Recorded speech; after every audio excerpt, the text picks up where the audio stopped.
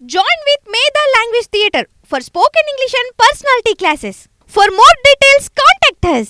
మాజీ ముఖ్యమంత్రి వైఎస్ జగన్మోహన్ రెడ్డితో మాజీ మంత్రి బాలినేని శ్రీనివాసరెడ్డి బంధం తెంచుకోవడానికి ప్రధాన కారణం వాళ్ళిద్దరి మధ్య ఆర్థిక విభేదాలే కారణమని సమాచారం.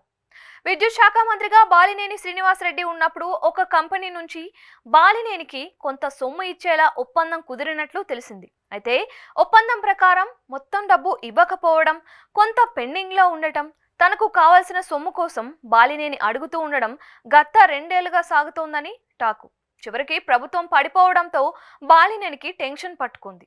ఆ సొమ్ముని ఇప్పించాలని జగన్పై బాలినేని ఒత్తిడి తెస్తున్నారని పార్టీ వర్గాలు చెబుతున్నాయి. ప్రభుత్వం లేదని కొంత ఓపిక వహించాలని జగన్ చెబుతూ వస్తున్నారని సమాచారం.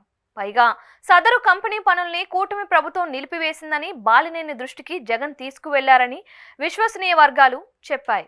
ఈ నేపథ్యంలో తనకు ఆర్థిక ఇబ్బందులు ఉన్నాయని, ఏదో ఒకటి చేయాలని, లేదంటే పార్టీని వీడుతానని బాలినేని బ్లాక్మెయిల్కు పాల్పడ్డారని పేరు చెప్పడానికి ఇష్టపడని వైసీపీ నేతలు తెలిపారు. ఇక వైసీపీలో ఉండలేనని జగన్కు బాలినేని చెప్పినా ఆయన మాత్రం లైట్ తీసుకున్నారు. దీంతో వైసీపీకి తన అవసరం లేదని జగన్ అనుకుంటున్నారని అలకబోలిన బాలినేని చివరికి పార్టీతోనూ బంధువైన జగన్తోనూ బంధాన్ని తెంచుకున్నారు.